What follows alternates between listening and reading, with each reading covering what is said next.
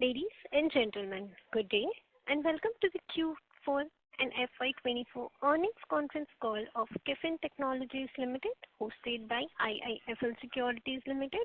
As a reminder, all participant lines will be in the listen-only mode and there will be an opportunity for you to ask questions after the presentation concludes. Should you need assistance during the conference call, please signal an operator by pressing star then 0 on a touch-tone phone. Please note that this conference is being recorded. I now hand the conference over to Mr. Devesh Agarwal from IIFL Securities Limited. Thank you and over to you, sir. Thank you, Muskan. Good morning, everyone, and welcome to the Q4 FY24 earnings call of Kfin Technologies Limited. From the company today, we have Mr. Srikanth Narila, the MD and CEO, Mr. Vivek Mathur, CFO, and Mr. Amit Murarka, the Head Investor Relations. I would now hand over the call to Srikanth for his opening remarks, which will be followed by a Q&A session. Thank you, and over to you, Srikanth.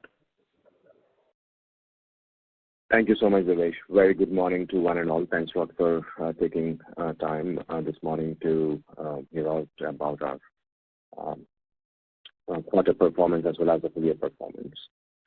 Very excited to state our ongoing journey and the commitment to excellence as well as the shareholder wealth accretion. We have clocked a revenue growth of about 25%, EBITDA growth of about 25% as well, and a PAT growth of nearly 33% this quarter, making this one of the better quarter and hopefully a quarter that will set the basis of growth for the fiscal year 2025. On a full year basis, our revenue growth is at about 16.5%, EBITDA at about 23%, and a PAT growth at about 26% total. The diluted EPS for the quarter ending 2024, the last quarter is about 30%, and for the full year, it's about 25% year-on-year growth. This journey marks our secular growth across the business segments. We continue to maintain that the bedrock of our business will be and had been the Indian mutual funds business. We've been the first registrar and transfer agent, from a share transfer standpoint in India. We continue to grow that business, and it is the residuary 30% plus of the younger businesses, which broadly cover our international alternatives, pensions, and the acquisitions around fund administration. As you can see, the growth this quarter in those business lines had been near about 50% year-on-year. Issue solutions about 20%, and the mutual funds business is roughly about 30% year-on-year growth for the quarter. It's been a very satisfying year thus far, and of course, it is still at the very beginning of our growth journey. We believe that the mutual fund business will continue to expand at a very rapid pace, as has been, identified through a series of surveys and market research reports. We expect the AUM to double over the next 5 years or lesser than that. So looking at the pace of the SIP expansion, it is expected to happen much sooner than later. The alternatives market had been tearing up as well. We have witnessed a 60% increase in the AUM this year over the previous year, and a revenue that has nearly doubled during this process. The pensions market itself, though had slowed down a bit in the previous year, the overall industry grew about 12%, but we have grown 28% year-on-year in that segment. We are a fintech company, and we continue to drive through technological innovations many industry-first products and platforms. Happy to inform one and all that the share of the value-added solutions and services has improved from 5.3% to 6% on a full-year basis. This is despite an extraordinary growth across all lines of businesses, which explains that an absolute number, the value-added solutions have grown much faster than we ourselves have identified. And we believe that we continue to invest in areas which are not market dependent. It provides a good hedge. It provides us the stability, especially during the down market cycles. And many of the businesses that we are looking at currently are not necessarily related to the movements of the market. As an entity, we continue to be the largest investor solution provider in India. In terms of the total investor and the folio count, it totals to near about 26 crore folios between the share transfer and the mutual funds and the alternatives, making us one of the largest registrar and transfer agent, not just in India, but in the world.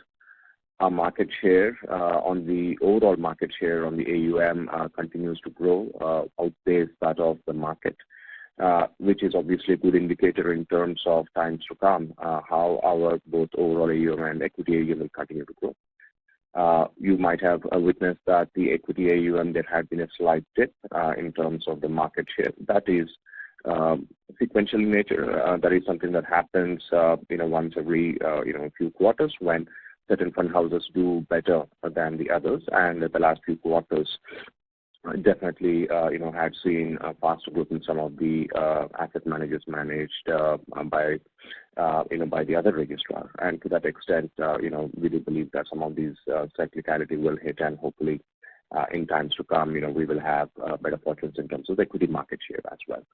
But notwithstanding all of that, we continue to grow the mutual fund business at a very, very rapid pace, even as we have some of the newer fund houses who have grown quite rapidly in the past few years now.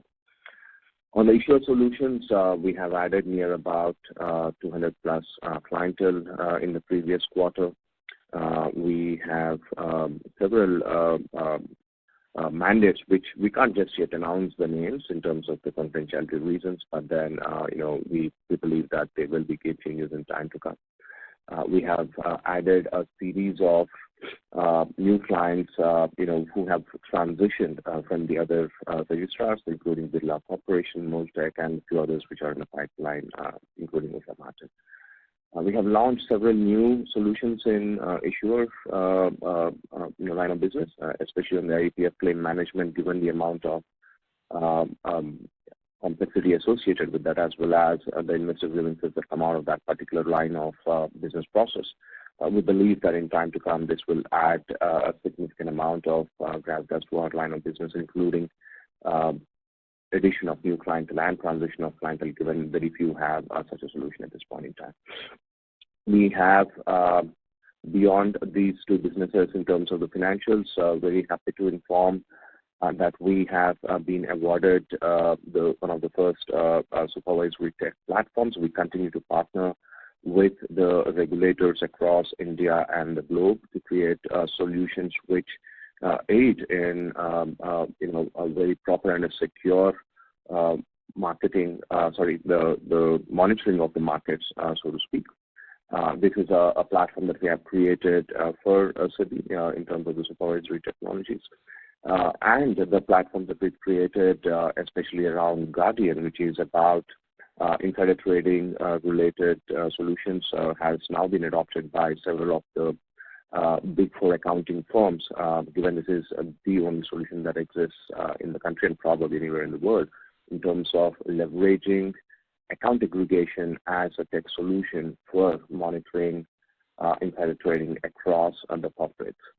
We have continued to expand our data lake solutions, not just to our clients, but also to the clients beyond, who are currently not with us in terms of the RTA side of it. We have won a series of contracts in the wealth as well as in the fund accounting side, including on the asset management side.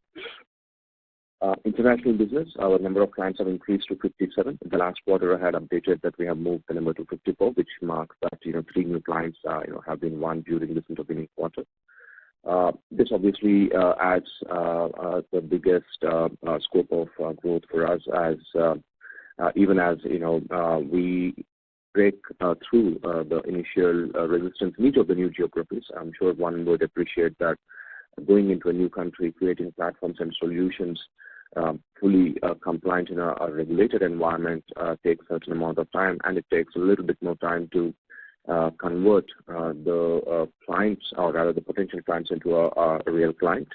And it takes time. It's a time-consuming process, but it's a very, very rewarding process, especially when we all know the stickiness of these contracts, where we seldom, lose a contract that's once we have.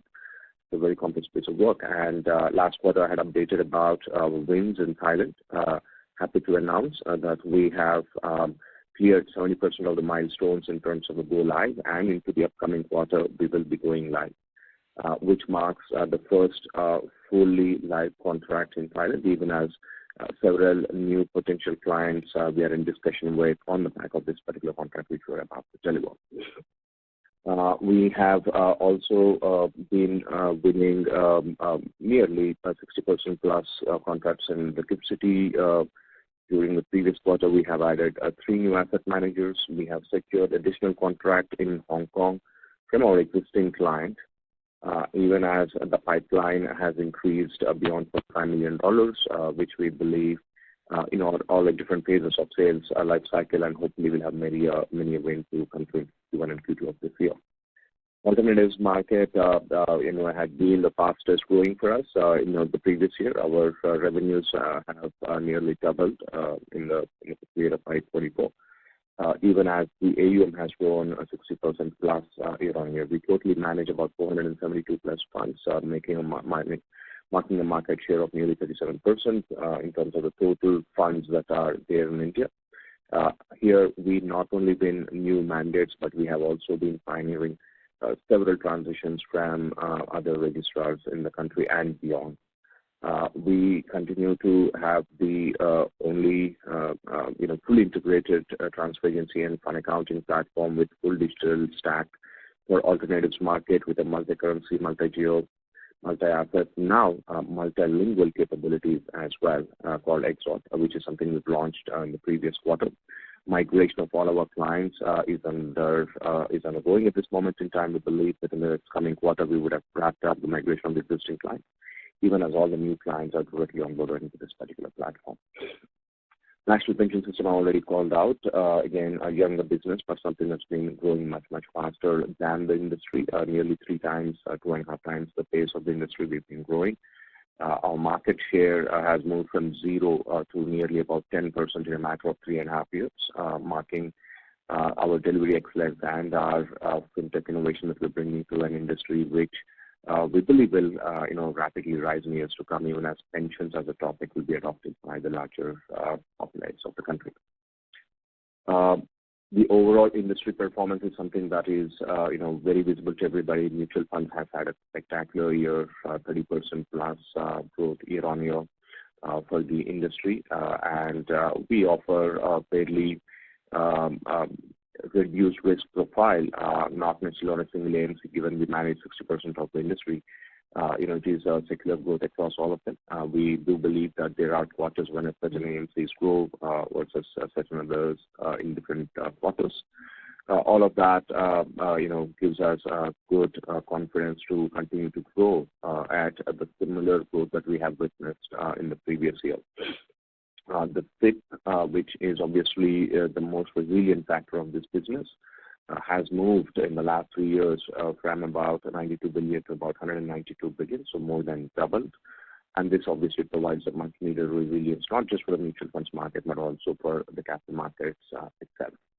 Our growth in SIP had been higher than that of the industry. We're at about 43-44% on the total market share, as against 33.5% on the overall AUM, which implies that the catch-up that is required between 33 to 44% will happen over a period of time into the coming quarters and years.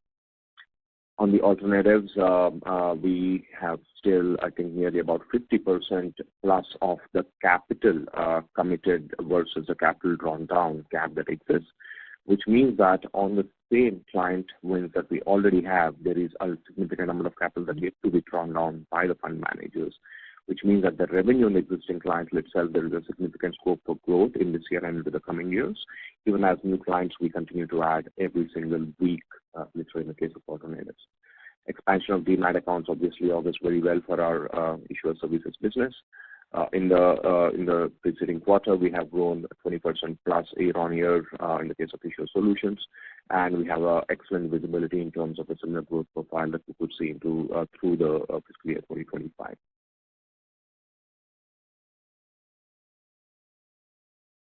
Quickly moving on to the international, which I have already covered a bit of it, but we have in fiscal year 23, 41 clients in total, and this year, we have concluded with 57, so that marks an addition of 16 clients.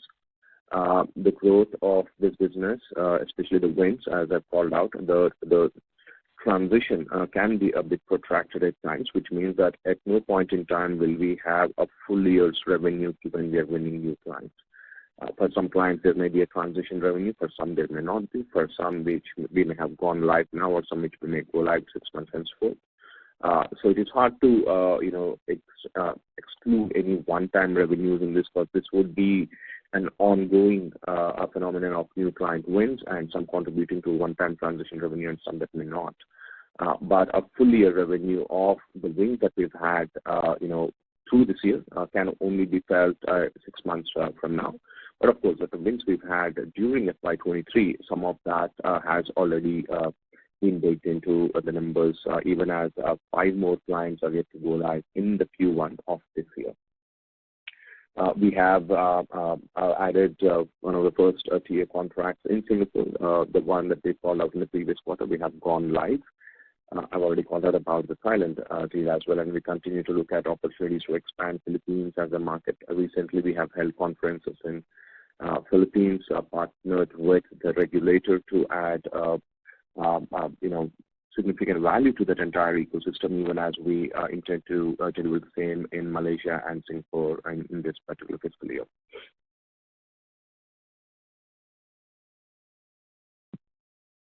In terms of people, I would like to just shift a little bit focus into where we are on the expense management and in terms of the people. You would have seen there is a 2% growth quarter-on-quarter in terms of expense and a little over 20% plus over the previous year.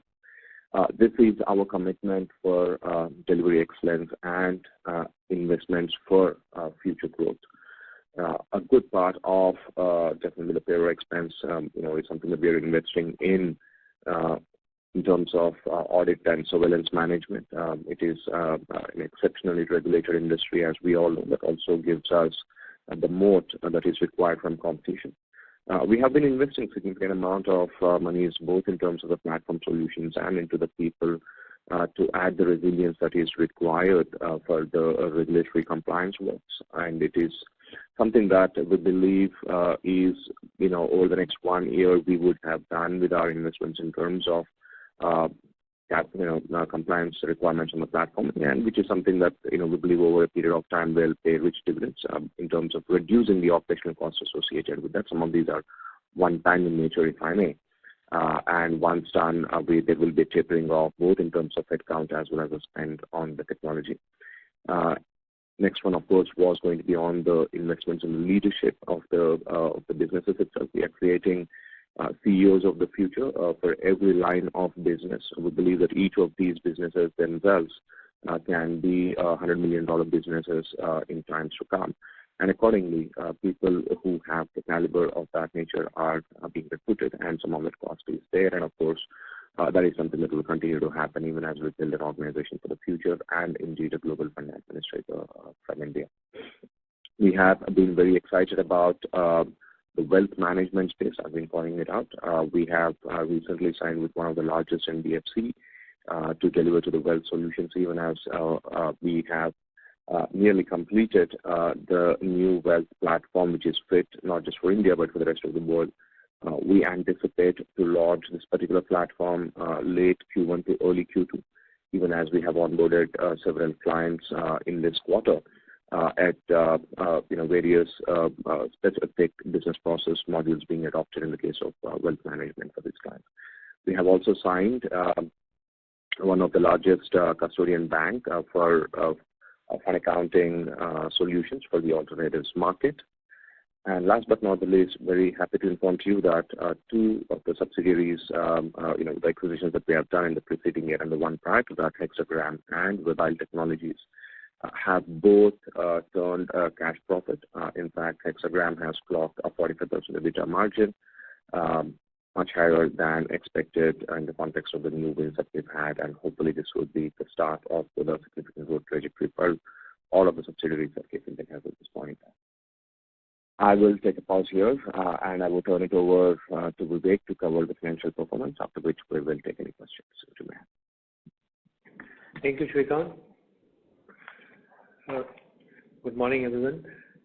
On the financial performance, revenue from operations has sequentially gone up quarter-on-quarter by about 4.4%, and year-on-year for the same quarter by about 24.7%. If you see the composition of the revenue mix, the revenue from domestic mutual fund is about 69%. Within that, the fee-based revenue, and the VAS revenue is something which has grown, exponentially in terms of the growth. The issuer solutions continues to be about 13% of the revenue. International and other, services revenue has grown from 9% last year to 11% this year, and that's what Shrikant explained in terms of the composition of the new wins that we have been having. The global business services, the mortgage service business, the contribution to revenue is about 4%, and then there is other operating income of about 3%. So overall, with the buoyancy of the domestic mutual fund market, we have seen that the companies their clients have actually moved from in terms of tier structure to a better structure in terms of their cost, and we have seen a dip in terms of the yield, while overall it remains robust. So overall 16% change in year-on-year in terms of growth on revenue from operations. EBITDA margins have seen 6.8% growth quarter-on-quarter and 23% year-on-year, and we believe that we continue to operate in that range of 40 to 45%. For the quarter, we have ended with 45.8% EBITDA margin, while for the year we have clocked about 43.8% margin, which is 238 bps higher than last year. PAT is 30.6% growth sequentially in terms of same quarter last year. Quarter-on-quarter there is a growth of 11%, and if you see year-on-year, we have seen a growth of about 25.7%. So 246 crores of PAT, and the PAT margins are in the range of 29.4%, which is 220 bps higher than last year in terms of the overall margins. So the economies of scale, the investment that we have been doing in terms of technology and people is paying off in terms of market rewarding us in terms of new contracts coming in, and we have now maintained a cash and cash equivalents of more than 400 crores despite repayment of RPS during the year. It's a healthy cash and cash equivalent that we carry, and as a result of that, the board has actually recommended a dividend of 5 rupees 75 paisa for this year, which is subject to the shareholders' approval. So this is a maiden dividend by the company. We've never declared dividend in the past. This is going to be the first year subject to shareholders' approval. Happy to take questions now. Thank you very much. We will now begin the question and answer session. Anyone who wishes to ask question may press star and 1 on the touchtone telephone. If you wish to remove yourself from question queue, you may press star and 2.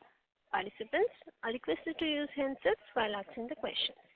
Ladies and gentlemen, we wait for the moment while the question queue assembles. And the first question is from the line of Abhijit Sakre from Kotak Securities. Please go ahead. Hey, hi, good morning, everyone. Just on the international / alternatives, if it's possible to give further breakdown of, let's say, international and alternatives separately, and then part B is that how much of this revenue is actually linked to AUM growth, and how much of it is actually platform deals and something which is, let's say, one time in nature. Hi, Abhijit. Good morning. So the international and the other investor section, as you know, covers about 4 distinct items, which is the GFS, which is our international fund services, alternatives, Hexagram, which is on fund accounting administration side. Part of that, of course, also is for the international markets. Broadly, the pure international is roughly about 40% of that. Near about 35% plus 35% thereabouts would be the alternatives, and the rest would be the other businesses. In terms of the revenues attributable to one-time platform deals, etc., especially the international one, almost all of that is on AUM based. The platform-based revenue is usually resident in the Hexagram side of it, which is the platform-based fund accounting solution that we have. And the Hexagram part of it is, when you say it's platform, do we understand it as one time, or it's part one time and part of it is actually recurring and some sort of a license fee that is charged every year? It is the latter, Abhishek. So every contract that we have on the fund accounting side, when a platform is deployed, there is a one-time platform fee, and there is an ongoing customization change request fee that comes, because no platform ever remains exactly the same. So there's a significant amount of revenue that we generate every single year, even if the contract has been implemented in a given year. Outside of the change-related revenue that we draw, there is also the annual maintenance contract, which can range anywhere between 25 to 35%, and on the increased value of the platform, including the change request. So it is not a one-time episodical revenue, but there is a recurring revenue attributed to every contract that we have. Okay. Got it. And it's good to see the number of deal wins and the pipeline sort of filling up. But it will be useful if we can start giving something like a TCV number or some way to track what is the forward outlook on growth coming from this business. Absolutely. So I think during this year, sometime you'll definitely see that happening. As mentioned in the last year, we were waiting for a certain amount of gravitas to happen for each of these businesses. I mean, I think the magnitude is important. And as you've seen, 50% growth year on year, and each of the businesses are getting larger. It would be a lot more meaningful into the coming quarters as the size of each of the businesses, starts to make sense in its own individual way. That we will do that. And the last one for Vivek is, what's the expense growth outlook for next year? So, expenses will continue to grow in a range of about, 10%. And that's what we expect, that, except the investments that we will do in terms of expansion into new markets, which will be one-off as we are looking at getting into, more aggressively into Thailand, awaiting RBI approval. And then Singapore, we want to expand further in terms of having physical presence. So there will be new investments that we will do, which will take a slight one-time hit in terms of setting up expenses. But that's what the outlook is. Got it. Thanks a lot. I'll come back in the queue.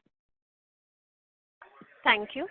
The next question is from the line of Madhukar Ladha from Nuvama Wealth. Please go ahead. Hi, morning. Congratulations on good numbers. First, I think partly you covered that in the previous questions. So you mentioned 40% is international, 35% is the alternatives India business, right? Are those numbers correct? That's correct. Of the international business, of that segment of international. Of the segment of, yeah. And did you quantify the one-time? I believe there is some one-time revenue in this quarter. Did you quantify that any chance? Only more than 5% of the total revenue. And again, when you say one time, I want to be a little clear about it. The one-time revenue is for Hexagram usually, which is where we have platform-based deals. We offer fund accounting as a platform for asset managers, whether you're a pension fund manager or an insurance fund manager, and that is there. In the case of pure international fund services, And for alternatives, there is no one time. Everything is a recurring revenue. There can be a little bit of transition revenue that we may get, but that will be immediately followed by recurring revenue on a monthly basis on the basis points. Understood. So, so only on the hexagram side, there is the 5% sort of one-time contribution in the total sort of revenue for the quarter. Yes. Got it. And we are also seeing a good margin improvement in the in the international other investor segment, right? So what is driving that actually, and what should we expect in the near term, maybe in the next couple of years?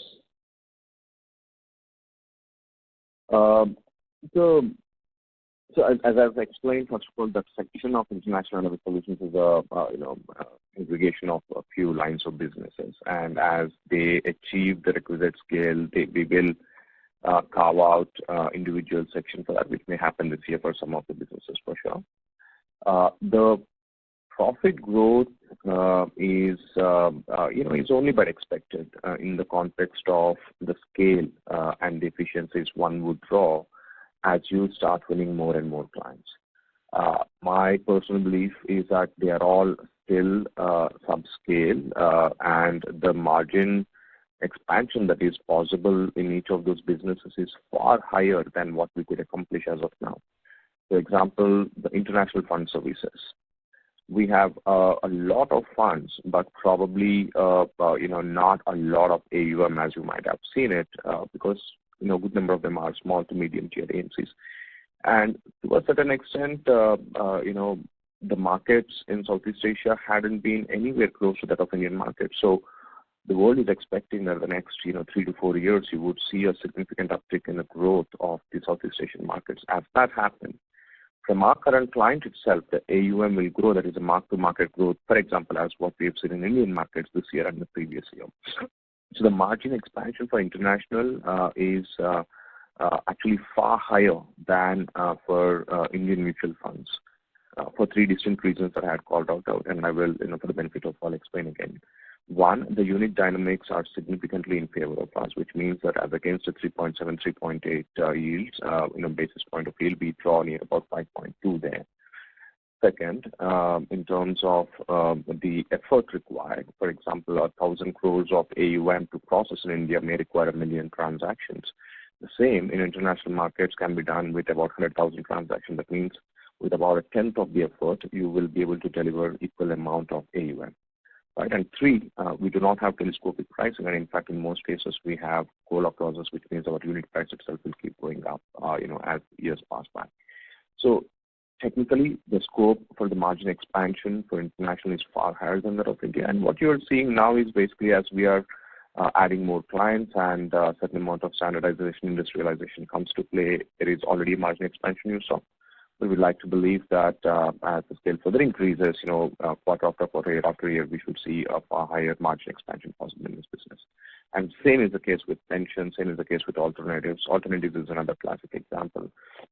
It's a very bespoke asset management fund administration, unlike mutual funds. No 2 clients, in fact, no 2 funds of the same client are same or similar. But once you have sufficient number of funds, we should be able to drive at a business process level as against a client level. That would drive a significant amount of efficiencies and the cost reduction and hence the margin expansion over a period of time. Understood. So just, again on the previous caller's question, you mentioned that there would be a certain increase, one-time sort of expenses because we're expanding in Thailand and in other international geographies. Could you sort of quantify what is, so 10% is sort of a normalized run rate of growth in expenses, and the one-time expenses expected in FY25, could we sort of have a quantification of that?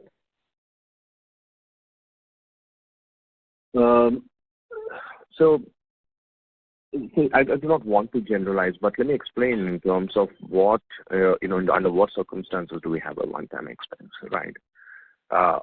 First would be the starting of a new geography. Starting of a new geography, I mean, I'm loosely using the word geography, but let's say a country. A certain amount of platforming work needs to be done, and it is quite complex. It takes a little bit of time to, think of it like a brand new RTA coming up in India, right? It hadn't been easy for anyone to set up another RTA here in India, but we're able to do it in 5 countries in 5 years. So as complex as it is, I believe that, we have understood the best way to go about it. And obviously, for the intervening period of starting a new country, there is a certain amount of one-time expenditure that we'll have to do for the platform generation. Second, obviously, till the time we win the deals, there is no revenue, and the cost of the leadership and the feet on the streets that you have to set up for your initial, seed clients. A lot of that after happens, honestly, organically through word of mouth, etc. That is another, one-time expense that you would see typically. Now, we may or may not start a new geography every single year, though we have done it in the last 5 years. So if there is no new geography starting, there is really no one-time expense associated with that particular country, so to speak.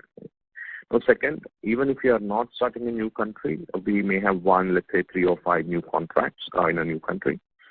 And in some cases, we generate the revenue for transition too. Now, that depends on the commercial dynamics with the client. In some cases, it is possible that we do not earn a transition revenue, but a mere, go-live revenue onwards. In some cases, it is a brand new client, which means a fund who's starting with 0 ringgit or dollar AUM. In some cases, it is a transition from an existing fund administrator to Kfin Tech. Right? Obviously, in the latter case, there is going to be a certain amount of transition. In the former case, where it is a brand new fund, there is no transition because you're just setting somebody up. So it is a combination of all of this. I would really love to give, I know there's a lot of interest in understanding this particular question of one time. But if you're going to win 3 to 4 deals every single quarter, you will always have this, some that may have a one-time, some that may not have. As is the case with the expense, same is the case with the revenue as well. So there may be a one-time revenue, there may not be a one-time revenue. But I would urge the stakeholders to consider this as an ongoing regular phenomenon. This is something that I do not believe will stop in the near term, because we'll continue to win deals.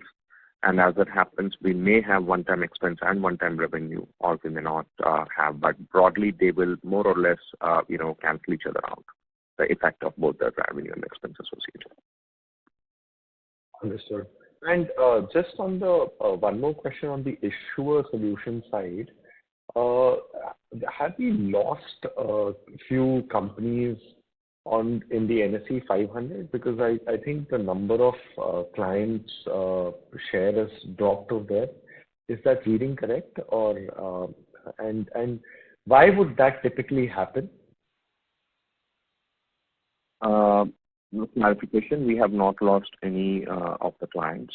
In fact, we have been transitioning clients from other registrars to Kfin, including State Bank of India, earlier this year, Usha Martin. The previous year, we have done a transition of Varun Beverages, Viviani International, Castrol, Union Bank of India, so on and so forth. What you would have seen is based on the new IPOs that have been launched this year. I mean the NSE 500 companies. So if you see, I think on the slide, it is showing as NSE 500 companies. The market share has dropped QOQ from 37.3% to 36.8%, or have I made a mistake? So that market share needs to be measured in terms of the market cap of the companies, not the number of companies itself. Of course, the market cap by itself is not in our control. Again, some companies perform well in certain quarters and some not. It's not a count of the companies as much as it is the market cap of the company. I think that you've given separately as market capitalization. By market capitalization is 46.1%, and by number of clients, it's showing as 37.3 going to 36.8. Shrikant, do you want me to take that? Yeah, please go ahead. Thanks. Madhukar, see, for these NSE 500 companies, like what Shrikant was alluding that, the movement of market capitalization is not something which is under our control, right? And hence, the number of clients in that bucket, the number of folios, and the market capitalization. All three parameters basically are all dependent upon, how the bucket of that 500 companies keep, changing depending upon the market cap movement of respective companies in that, the segment. And hence, what you're seeing here is pure movement in the number of clients based on the market cap fluctuations in that particular, the 500 bucket and all. So there is no loss of client as such. It is purely that, more transitory in nature, that some of the clients who might have, let's say, underperformed versus the other clients. And hence, those clients which got added into that, the NSE 500 companies may not be, let's say, our client at this stage and all. And some of the clients might have moved out of that bucket. So there is no loss of client. It is simply that, the clients shifted from NSE 500 to, let's say, NSE 1000, set and all because of your market cap movement. Understood. I got it. Thank you for the explanation. Thanks a lot. That makes sense. Understood. Thank you. The next question is from the line of Bharat Seth from Quiz Investment Advisors. Please go ahead. Hi, thanks for the opportunity, Srikanth. Just one question: when we the kind of business that we are in, people is our one of the major asset apart from the technology side. Is that correct understanding? Without a doubt, absolutely. So, what is our strategy to retain? Our this asset and for a long medium term perspective, what exactly we are going to do, because our ESOP is getting over. So how do we plan to retain this? A great question, thank you. And that is something that obviously is much celebrated within management as well as with our board.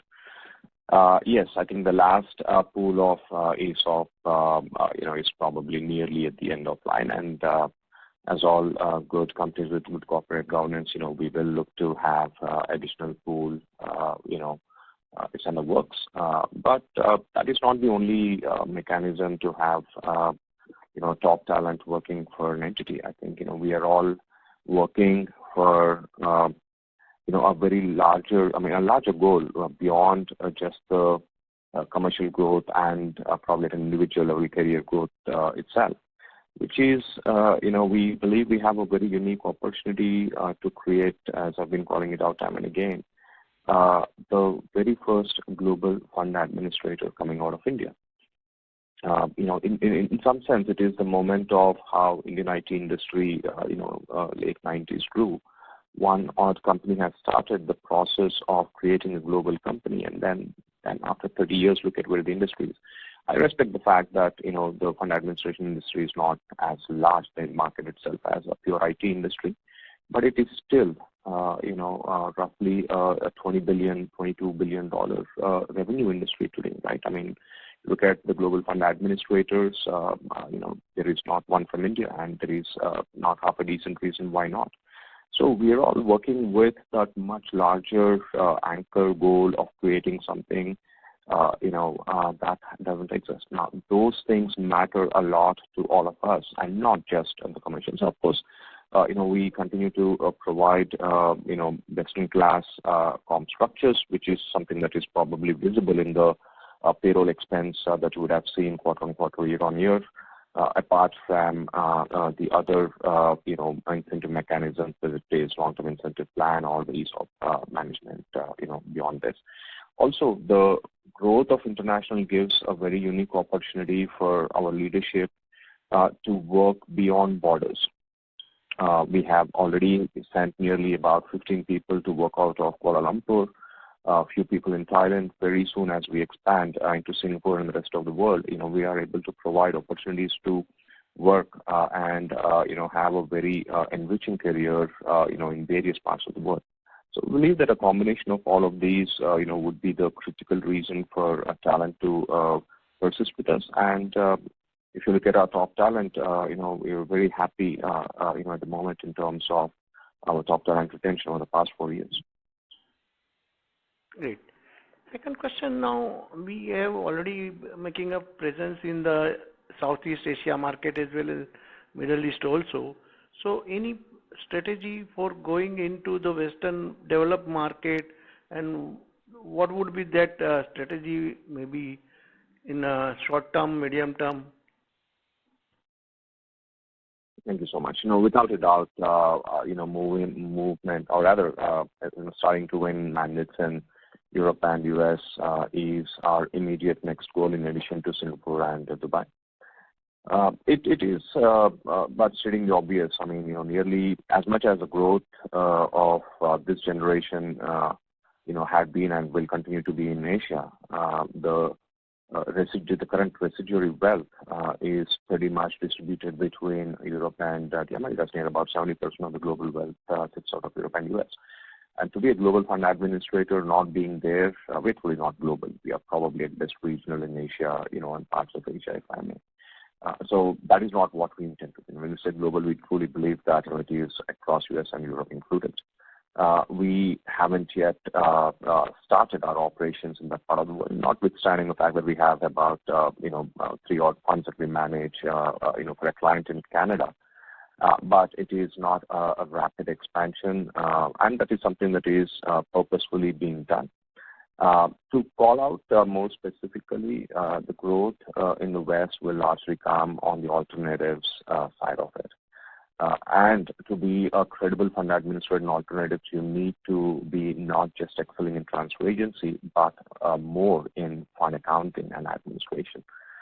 And for that, the first port of call is to have a platform which works for each of those domiciled entities. And that is what our focus had been. We have launched, as I've called out in Q4, a platform for transfer agency for the entire world called Exalt.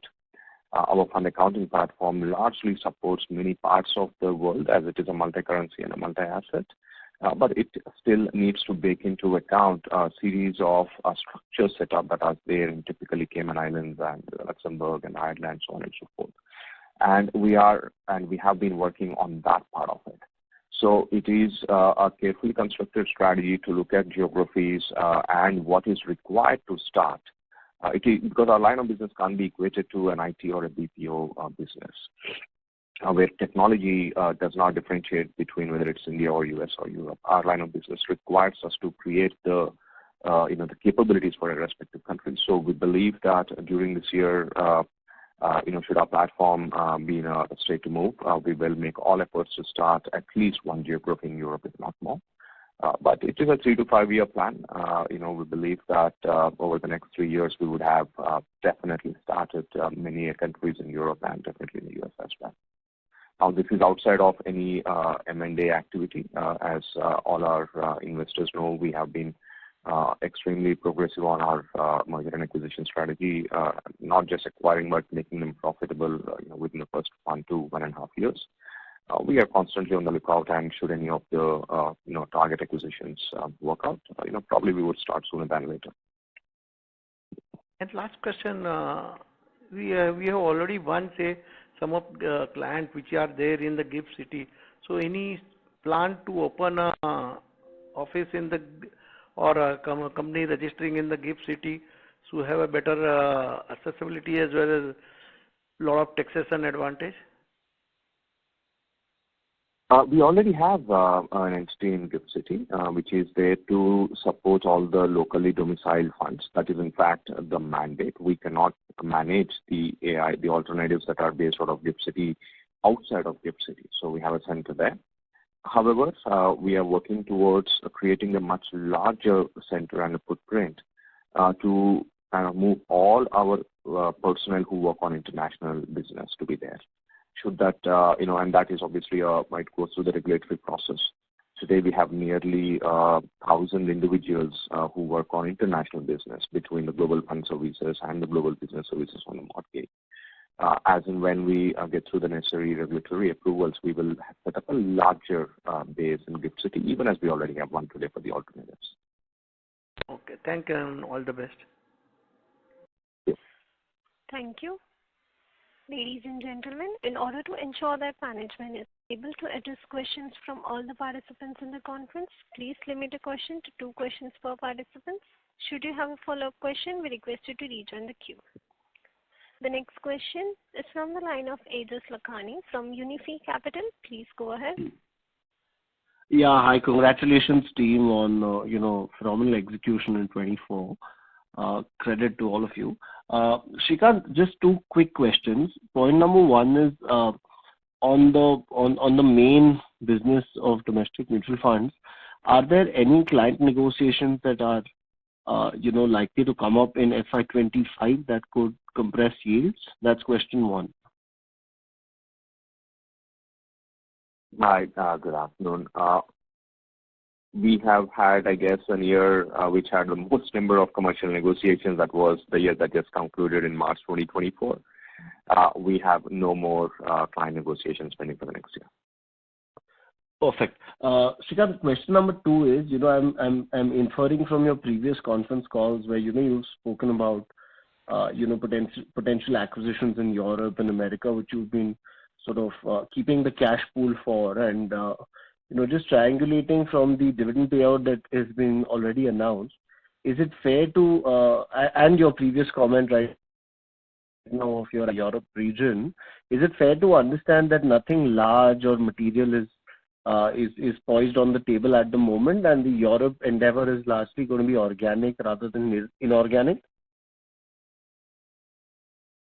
No, great question. So as Vivek had articulated, there is little over 400 crores of cash on books, and including receivables, it will be higher. And every month there is cash coming into the books, and we have retired all our debts, including the RPS previous year. So given the current cash and what is accruing, every month, we believe that what we could accrue should be adequate for an acquisition that we will look at. And should there be a further need, we can always do a certain amount of leverage. Cost of equity is far higher than that of debt anyway.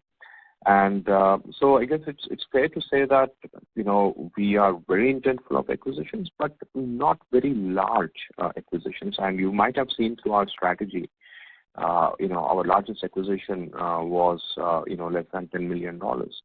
And we don't need such large acquisitions. In fact, we are unfavorably predisposed towards large acquisitions in terms of their success rate.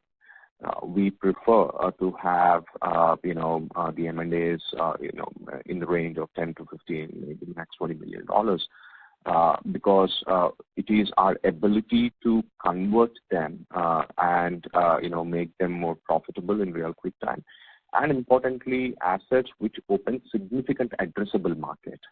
It is not our M&A strategy to buy out companies just to add revenue and profits to the book.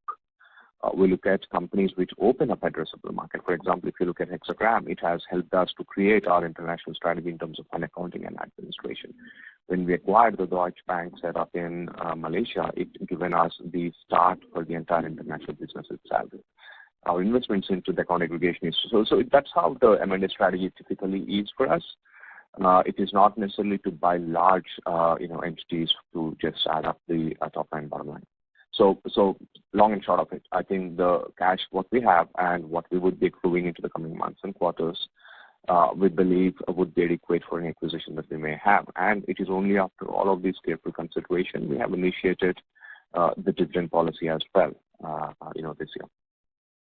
Perfect. And Shrikant, the headcount was closer to 5,300 flattish, in the first half. What is the headcount count today? And could you also speak about, the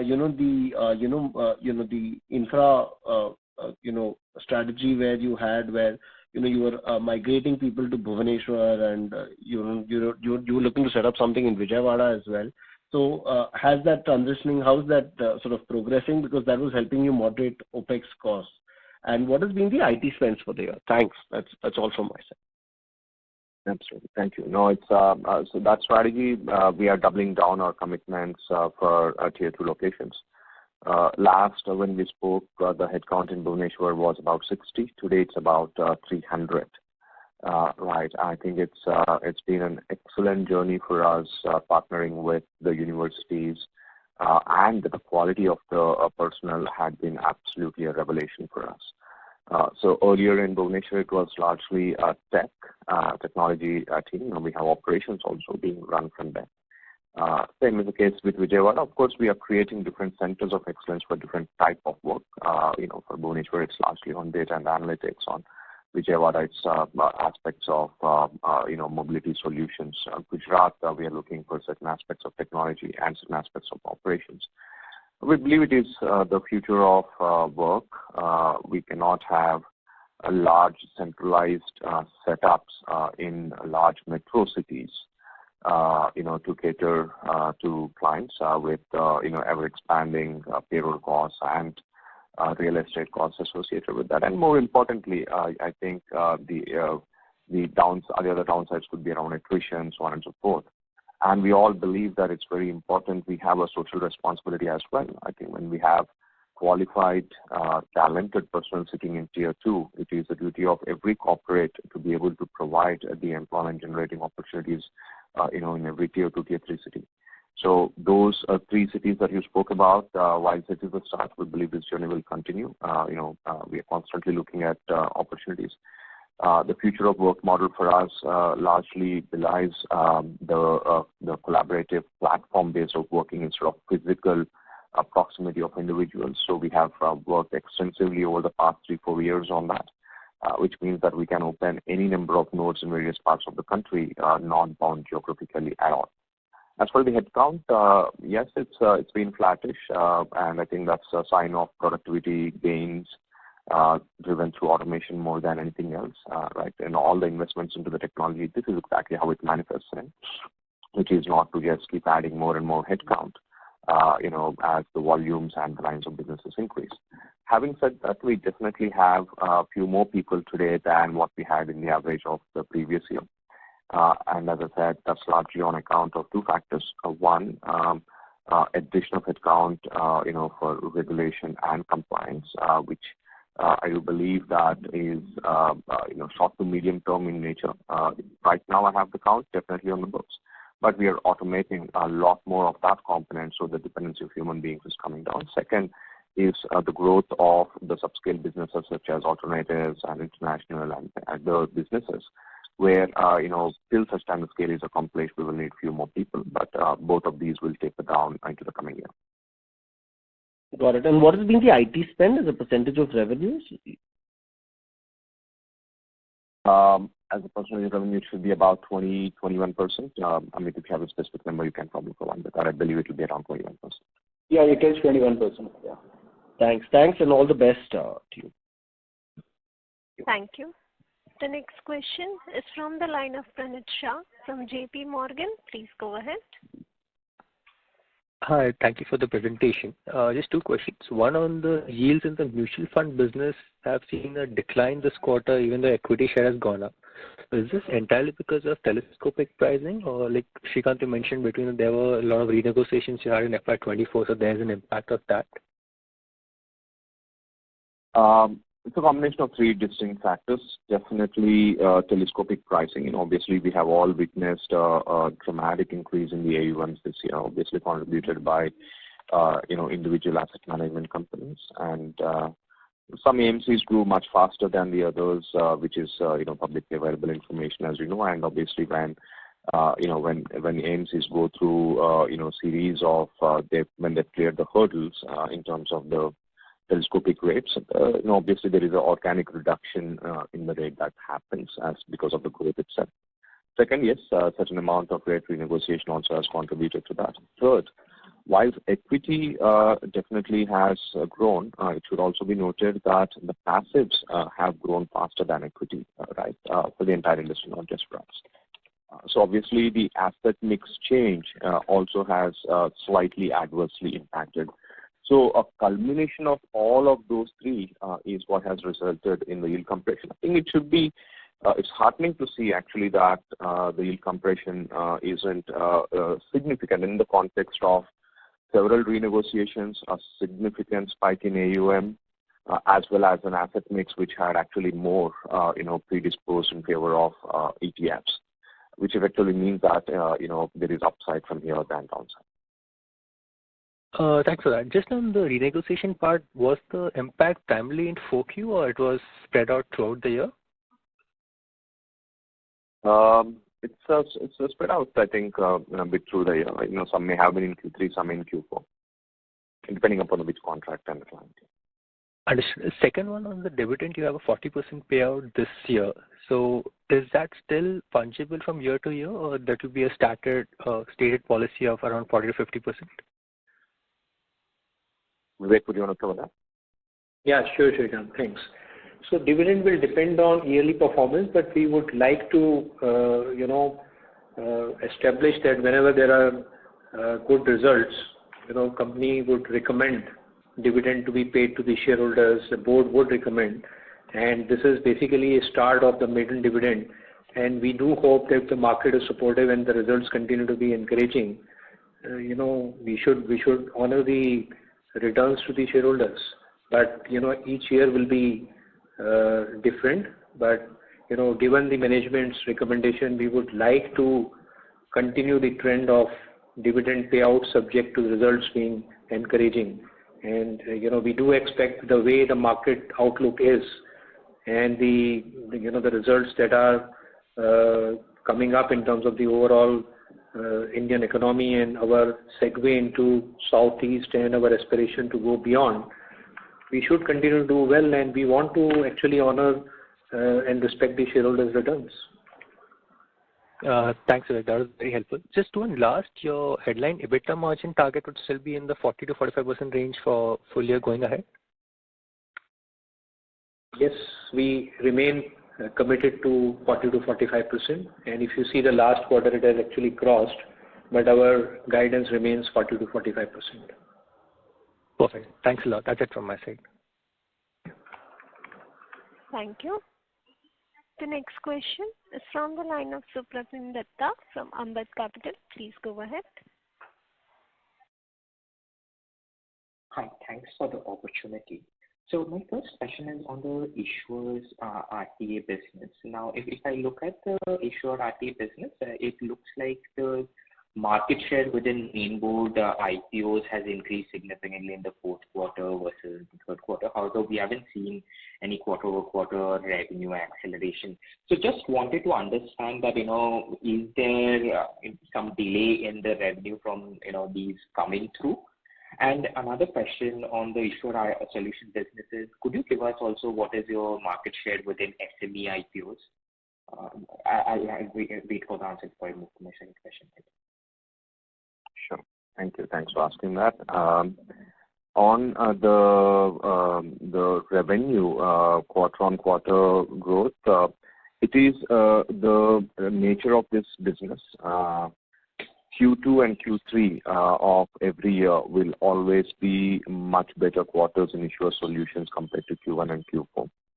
That is largely on account of a series of corporate actions around dividend declarations, buybacks, a lot of mergers, demergers that happen. So if you see the corporate registry business over the last any number of years, you'll always find a Q2 jump over Q1 significantly higher. A Q3 will also be higher over Q2, but when it comes to Q4, much of the corporate actions would have died down, and hence you would always see a slight degrowth, in fact, on quarter-on-quarter basis, though you will find a reasonable jump from a year-on-year standpoint. In terms of I hope I answered that question. Second, in terms of the IPO market share, we have 45% market share by value in terms of the IPOs, and as I've called out, we've been successful in transitioning existing clients as well. I know from some of the competition that is largely based on the superior technology that we offer as a solution to our clients, and the industry has been witnessing that, and I hope the trend will continue. Now, coming into this Q1 of this year, all the IPOs that we've done in the previous year, and obviously the expansion of DMAT in itself in the previous year, will act as a force multiplier from this quarter onwards. Even as new IPOs we have won, those will be launched. Sometimes it is also a timing factor. For example, we have a significant number of large cap IPOs, though the mandates were won, but they have not yet gone public. Well, that of course is a factor of when the company wants to go public, and hopefully in this quarter and the coming quarters we'll see a significant uptick in that side as well. SME IPO is a segment that we have started venturing only in the previous year. Traditionally, if you see Kfin Tech, we were more focused on the main boards. So we can't really claim to have any significant market share in the SME IPO. But now that we have taken it as a strategic item for us to also get into SME IPOs, you would see a significant growth in that segment in this year and onwards. Of course, we have near about 5,000 plus unlisted clients now. Some of them, will also go on to the go public route, and that will also help us. But broadly, what you would witness is a pretty revitalized focus to drive the issuer service business, much faster in a much more concerted manner than in the past, and hopefully that will, result in a faster growth trajectory in this line of business in this year and onwards. Got it. Thank you for that detailed answer. Moving to the international business, could you give us a sense that how much of the AUM would be contributed by your top 5 clients? And you have now added a few client in Thailand and Singapore. And how much of AUM would they be able to add in FY25? You could give us some sense around those two numbers. Could be very helpful. Thank you. Yes, sir. So our top 5 clients would contribute to near about 60% of the revenue, right, in the international fund services.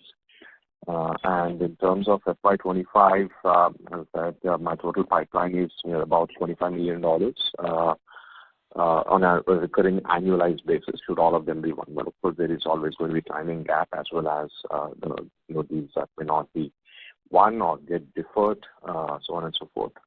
But we have large deals, large size deals. I know I've been mentioning this in the past 3 quarters. Of course, only one of them got fructified, which is a Thailand-based deal. The 2 deals that we are chasing, one based in Philippines and one based in Malaysia, we are hoping they would fructify in this quarter itself, given the stage of closure both those deals are at this moment in time. But of course, nothing is done till it's done, so we'll have to wait and watch. But outside of that, we are doing a significant amount of, upsell and cross-sell. If you recollect, we have about, 24 client contracts for fund accounting in that part of the world and about 37 for a transfer agency. And some of them are common, which means for the same client we're able to offer both. But what we have started to do is use this opportunity to significantly cross-sell, TA to the clients of FA and, vice versa. And of course, getting more contracts from the same client, as we have seen, for example, we have a presence in Hong Kong. We were managing the distributor transfer agency work for one of our clients, and we have just signed a full-fledged MF TA contract with the same client, right? So the client could be the same, but then we're able to win additional contracts from the same clients as well. Thank you. That's it from my side. Thank you. The next question is from the line of Dipanjan Ghosh from Citigroup. Please go ahead. Hi, good morning, sir. So just a few questions. First, taking cues from the last question. Now, on your issuer solutions business, I understand that, not all of the revenues are linked to folio count. But if I look at on an annualized basis, like issuer service revenues per folio, that has increased over the last 1 or 2 years to a decent number in FY23 and 24 versus FY22 levels or even 21 levels. Just wanted to get some sense of, how much of this is linked to higher value-added services or higher non-folio linked revenues coming in from that segment, and how much of it is led by, let's say, more number of IPOs happening during the year or maybe in the course of the next year. In other words, if you were to kind of forecast this number, how should one kind of think about the revenue trajectory from both a folio and a non-folio perspective? Second, you mentioned the number of 5% of revenues during the quarter being linked to upfront income on the hexagram entity, which obviously will have a certain recurring component attached to it going ahead. So this 5% will be 5% of your total revenues for the quarter, or 5% of your international and other investor solution revenues? And the last question from my side is on the domestic alternatives business. I understand that you have shifted to more of an AUM-linked revenue model, whereas maybe some of your competitors might still be on a flat fee with a slab-wise or structure per scheme revenue model. Just wanted to get some sense of the stability in pricing in this particular business segment that you see evolving in the marketplace. Understood. All great questions. So just in the reverse chronological order, yes, we have migrated to AUM-based pricing, and I believe that is the right way to commercialize this particular piece of work. It is a highly bespoke work. It can't be done on a headcount-based model, and honestly, there is precious little talent that's available. If you attend any of the alternatives industry conclaves and symposiums, one of the most common grievance you would hear from the industry, not a grievance, at least a feedback, is that they want to create several more, structured funds, several more, nuanced way of fund setup, but the fund managers are actually stifled by, to an extent, a lack of the technology and the people who can actually, create those kind of funds, right? Which are probably very common if you were to go to Singapore or, some of the other parts of the world. So to that extent, given the complexity of the work that is involved with that, in fact, I believe that we are, even though we have converted into AUM-based pricing, I believe that we are significantly still undercharging, the work for the work and the complexity of the work we do. There is a significant scope for expansion on the billability. To give you a comparison, a typical fund administrator, if you were to have a fund in, say, Mauritius or Luxembourg or US or anywhere, they will charge anywhere between 15 to 25 basis points. Here in India, we are charging just about 2 to 3 basis points, right? And you see the gap, and that is largely a factor of maybe undue competition, and which is not right, actually, to be on a point. Let alone a fixed fee structure, which is just completely, meaningless, honestly, to run in this line of business. So yes, we have converted into AUM-based fee, and I'd like to believe that in time to come, we actually have to find ways to increase the basis point of billability as against reducing it. Sorry, and you had the first question, if I may just. Yeah, the first question was on the issuer service business. Yeah. Just wanted to get some sense of, from a folio-based growth versus a non-folio-based growth, how has it been for the last 1 or 2 years? Because, we don't get that entire segregation between folio-linked revenues and non-folio-linked. Yes. I'll cover that. Yeah. I'll cover that, sure. So, in issuer services, roughly about 70% of the revenue of the issuer services is folio-based pricing. Yeah. About 20% plus would be the corporate actions related item, which I explained to you would be dividend and merger demerger activities, buybacks, so on and so forth. And roughly about anywhere between 8 to 10%, now when we're giving you range because it's going to fluctuate, will be the value-added services that we provide for the client, whether it is, for example, the electronic voting platforms, electronic AGM platforms, insider trading platforms, ESOP administration. There's a whole lot of valuation that we render under the corporate secretarial function, which is a critical stakeholder for the issuer services. So I think probably a rule of thumb, unless there are material changes in the industry, could be a 70-20-10 between folio, corporate actions, and corporate events, which is basically the platform solutions. Got it. So my question was more from, if I look at now, you're going to more into, let's say, SME IPOs, or let's say more of unicorns come up for listing over the next, let's say, 3 to 5 years. How is the pricing differentiation between, let's say, a large corporate versus a small corporate? Folio addition is one thing, but then there is also, I think the pricing is would not be similar across corporates. How should one think of that? The pricing is not, no two clients have the same pricing. It's a free market economy, and, we win, we bid obviously based on a series of factors like anybody else does. Looking at the profile of the client, their ability and intent to pay. And this is basically a very important function. You are the investor relations side of it as a stakeholder relationship committee, which every large company has. The work we render has a direct bearing, and it's a board-based committee work out there. Now, there are some companies who may not particularly focus on this, and they may look more at, expense or the otherwise of it. But progressively, in the corporate governance side of it, every company wants to have a very solid registrar, because that is what's going to drive how you are engaged with your shareholders as a company. Right. Your shareholders may end up having issues on share transfers, rematerialization, on, series of compliance reporting that may have dividend payouts and all of that. Now, every company would want a marquee, tech company who can do that work. So short answer, costs, or rather the price would vary from client to client, and it would be based on a series of factors about their, payability or winnability portion, our understanding of market intelligence as to where the market would come from, so on and so forth. So sorry, I won't be able to give a specific answer except to tell you that it varies by the client, and the range is actually quite spectacularly large, anywhere between 2 rupees a folio to even 20 to 25 rupees per folio for different clientele. Correct. And lastly, on the data giving question on the 5%, upfront booking of income on the FA entity, is it on overall? No, that is only for the international, not for the total company. Got it. Thank you and all the best. Thank you. Ladies and gentlemen, due to the time constraint, we will take this as the last question. I would now like to hand the conference over to Mr.